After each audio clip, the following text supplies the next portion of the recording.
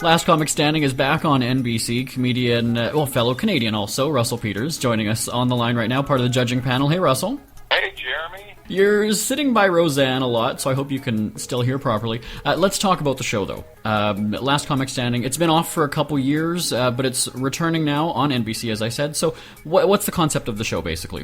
You know, it took a 4-year leave of absence, and it came back, rebooted, with Wanda Sykes and Paige Hurwitz as the executive producers. So, you know, it's not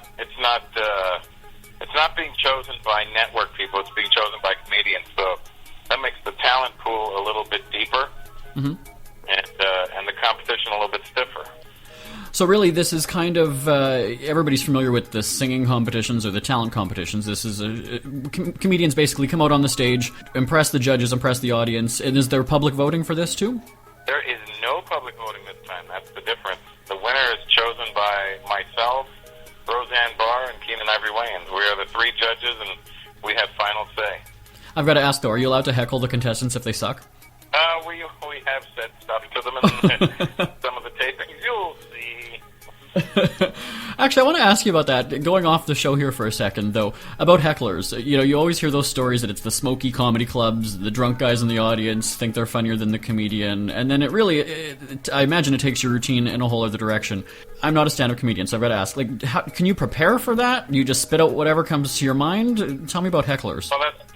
Well, as a comic, that's what you're supposed to do, is say what comes to mind, but, you know, a lot of times the audience, comedians, we're a little darker than most people can get, so we go for the jugular, and then that usually turns people against us, even though we didn't start this whole, you know, battle with the person.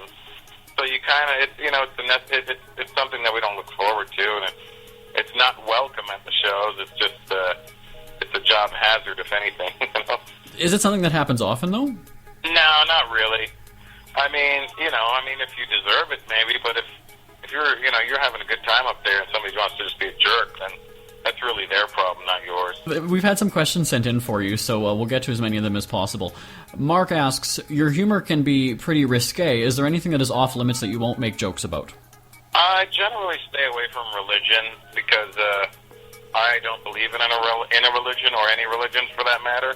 And a lot of people do, and they're very passionate about it. And you know, if you need religion in your life, then that's good for you. It just, my opinions on it are just that, my opinions on it.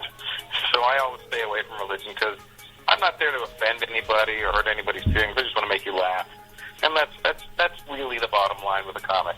Okay, Roxanne asks, do you remember the first joke you told that got you big laughs?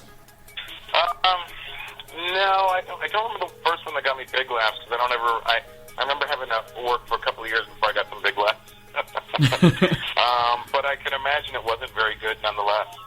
What is the process like, though, when let's say you're putting together a stand-up routine? Do you bounce your jokes off anybody? Do you just kind of get an idea of what you think is funny so people will find it funny? Like, what sort of preparation do you do? Well, like I am now in the process of getting my tour material ready for my fall tour, which starts in September in Canada. It might even actually be starting in Winnipeg if I'm not. Good time of the year. But September, yeah, coming up. Mm-hmm. But I'm in the process of doing that right now, and all I do is just get on stage every night for 2 or 3 shows a night and work it out till it fits and it sounds right and moves right and makes people laugh. Do you have an example of a joke or a line or a story that you thought was just kill, but it totally bombed?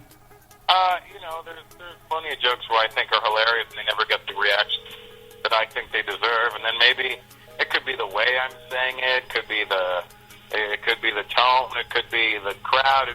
There's a good chance the joke may have just sucked, and I thought it was funny.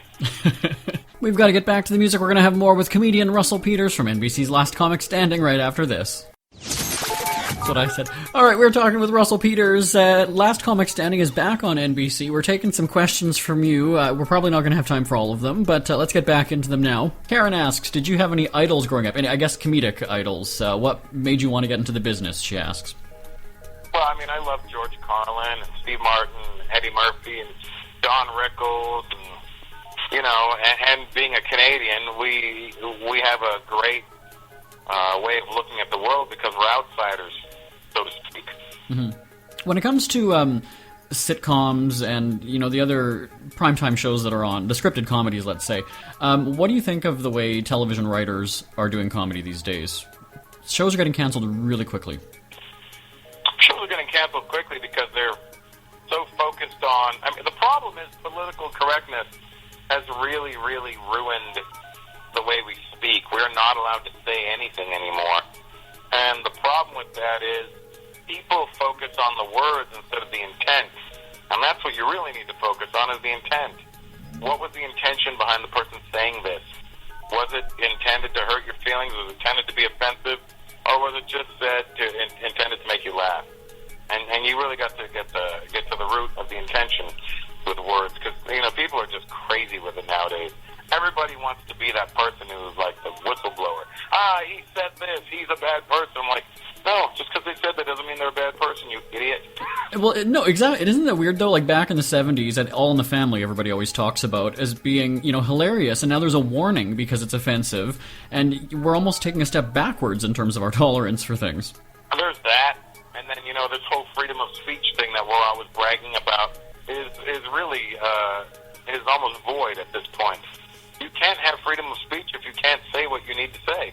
Right, right. And you certainly do say what you need to say when you're on tour. So I know that you're in Utah right now, right? That is correct. And if anybody's jealous, don't be. And you're going to be visiting our friends in Scottsdale, Arizona. Where are your other tour dates? I guess it's all on your website, right? Yeah, it's all on russellpeters.com. And there's a bunch of dates going over the summer. And then in the fall, we kick off my new tour, which is called Almost Famous. And it's going to be swinging through Canada, you said? It's starting in Canada. I'm going home first. Nice. Always make sure home is happy before you go on with the rest of the world. That's right. But you're going to be making everybody laugh on Last Comic Standing. It's Thursday nights, right, on NBC? NBC, starting May 22nd, every Thursday night. All right. Well, check your local listings. Russell Peters, thanks so much for joining us today. Thanks, Jeremy. Today's best music with Jeremy Bradley.